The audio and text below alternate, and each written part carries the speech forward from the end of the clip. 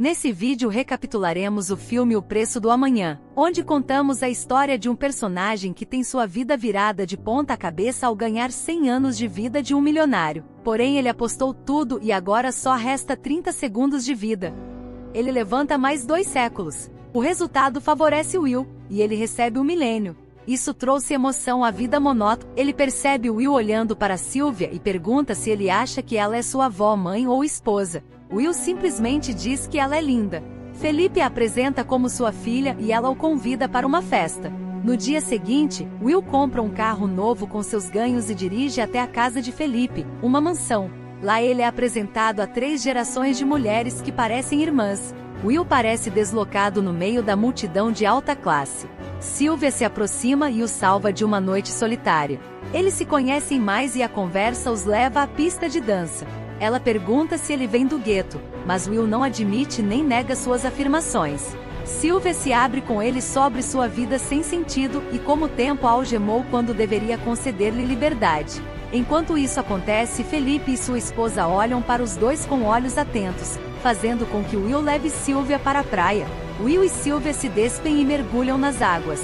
Eles flutuam no oceano, nus e a centímetros de distância, com o luar brilhando em seus braços.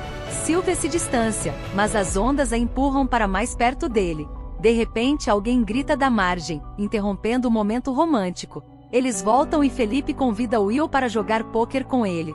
No entanto, os cronometristas invadem e confrontam Will. Eles o sentam em um escritório e Raymond se apresenta. Ele pergunta por que ele está em New Greenwich e como ele tem mais de 1 milênio de tempo. Will responde honestamente e diz que Henry deu a ele, cometendo suicídio no processo.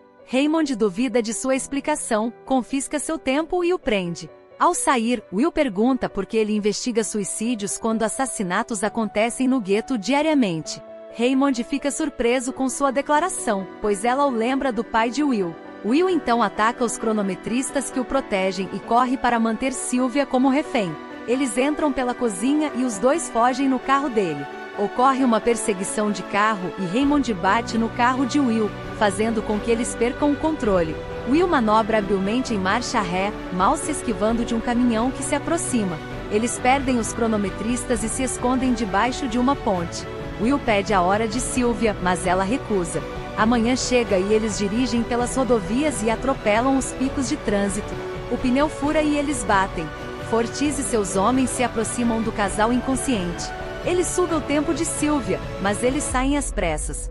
Will liga para Raymond e pede a Felipe que transfira 1000 anos para a cidade do gueto, em troca de Sylvia. Raymond o alerta que se ele continuar, acabará morto como seu pai. Will diz que seu pai morreu lutando contra alguém, mas Raymond diz que o pai de Will estava fazendo algo mais perigoso. A noite chega e Sylvia se acomoda na casa de Will.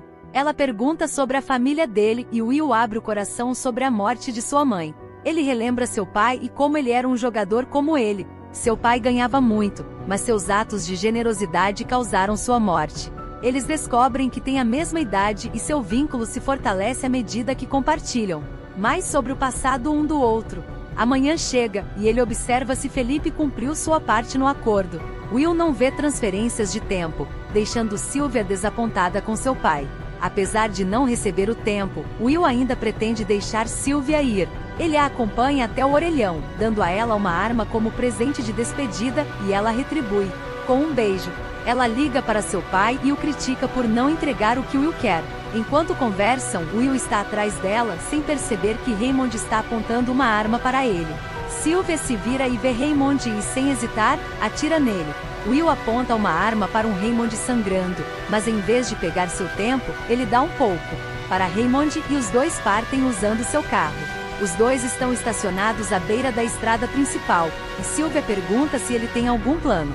Como estão em um carro de polícia, eles representam o papel de um guardião do tempo, bloqueando o motorista infortunado. Sylvia fica muito à vontade com a arma e dispara um tiro, assustando Will e o motorista. Eles roubam do passageiro e partem com o novo veículo. Mais tarde, os dois estão no banco de trás assistindo às notícias sobre eles. Will diz que ela ainda pode voltar para seu pai. Will se inclina para mais um beijo, agora tendo tempo para fazer mais do que apenas isso. Em seu escritório, Felipe conversa com seus parceiros e garante que não pagou o resgate.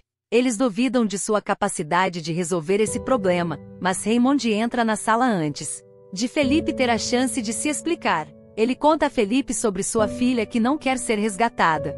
Felipe se desculpa e atribui a teimosia de sua filha à síndrome de Estocolmo. Raymond não cede e o informa que planeja prender sua filha. Felipe tenta suborná-lo com seu tempo, mas Raymond permanece desinteressado e sai. No dia seguinte, Will ensina Sylvia a atirar corretamente. Eles conversam sobre o plano de Will de dar tempo às pessoas, e ela diz que pode ajudá-lo a conseguir o tempo de que ele precisa.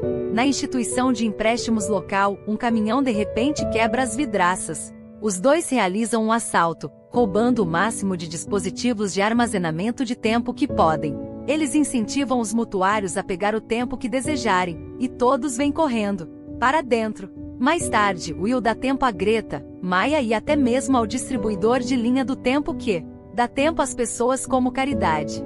Fortis continua a assediar e matar pessoas por tempo. Enquanto isso, Felipe assiste às notícias sobre a contínua perseguição de sua filha para roubá-lo.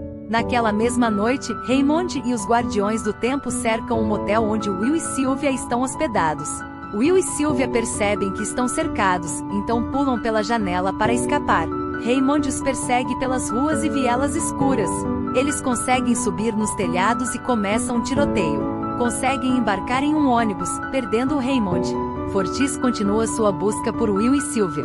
Ele interroga um grupo, ameaçando roubar seu tempo. Quando um deles morre, um homem se apresenta e diz que tem informações sobre o paradeiro deles. No motel, os dois se sentam juntos no sofá, conversando sobre os desafios que estão prestes a enfrentar.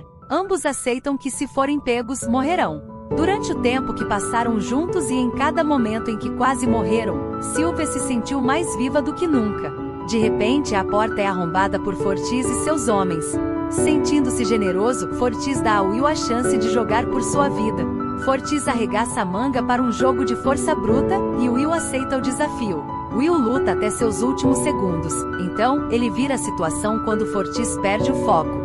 Seus subordinados se aproximam da mesa, e o medo em seus olhos aumenta. Will pega uma arma de seu tornozelo e atira em todos enquanto suga o tempo de Fortis. Will e Sylvia ficam em cima de um telhado, observando como os preços continuam a subir. Will se sente desesperado, dizendo que os ricos apenas aumentarão o custo de vida toda vez que roubarem.